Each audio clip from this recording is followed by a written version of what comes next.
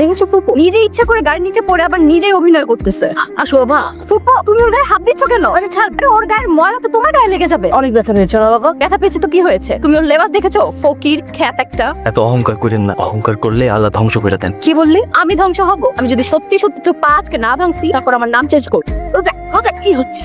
এইটা আমার গ্রাম, এই গ্রামে এসে আমার একটা টোকা দিলে পুরো গ্রামবাসী মিলে আপনাকে গণতলে দিব। কি এত বড় সাহস তোরে? আমি আরে থাম তো থাম বাবা, তুমি কিছু মনে করো না। এমন ধনির দুলালি করে আল্লাহ হিদায়াত দিক। কি রে এত অস্থিরতা কেন? হ্যাঁ ফুপু আমি ওই ছেলেকে আমার চাকর হিসেবে চাই। সামান্য ব্যাপারটাকে এত বড় করতেছিস কেন? কি সমস্যা তো? এইটা তোমার কাছে সামান্য বিষয়? ও কত বড় সাহস, ও আমাকে অপমান করে। আমি কিচ্ছু জানি না ফুপু, ওই ছেলেকে আমার চাকর হিসেবে লাগবে মানে লাগবেই। আসসালামু আলাইকুম ম্যাডাম। ওয়ালাইকুম আসসালাম। কেমন আছো দিলো? জি আলহামদুলিল্লাহ ভালো আছি। তুমি কে? ম্যাডাম আমি এই বাড়ির কেয়ারটেকার। আপনারা কেউ এই বাড়িতে থাকেন না তো, তাই এই বাড়ির সবকিছু আমি দেখাশোনা করি। আচ্ছা শোনো, একটা ছেলে আমার সাথে বেয়াদবি করেছে, তুমি কি ওকে আমার কাছে এনে দিতে পারবে? পারুম নাকি? অবশ্যই পারুম। আর যে আপনার লোকে বিয়াদবি করছে এটা ধরে আইন না আপনার পায়ের নিচে হাজির করবো। এই ওই ছেলেটাকে?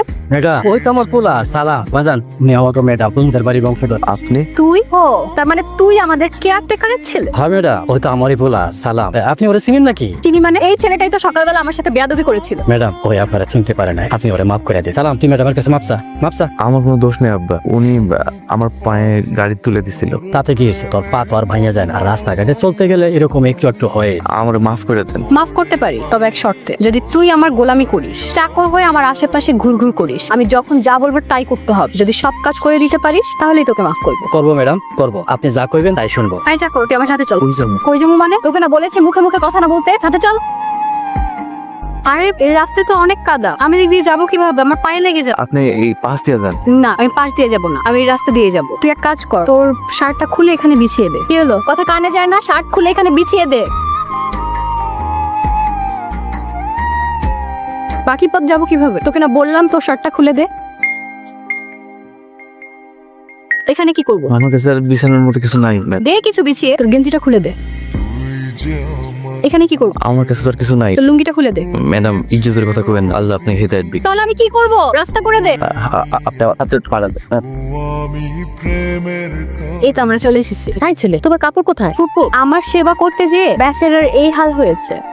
রোজা তুই কিন্তু বেশি বেশি করছিস। বেশি বেশি দেখেছো কি ফুপু? এসব ফকিরের বাচ্চাকে শাস্তি না দিলে ওরা ভুলেই যাবে যে ওরা কে আর আমরা কে। এই এরা পায়ে কোনো নোংরা, আমি এত নোংরা পানি খাই না। এই আমার রুমে গিয়ে মিনারেল ওয়াটারের বোতল নিয়ে আয় যা।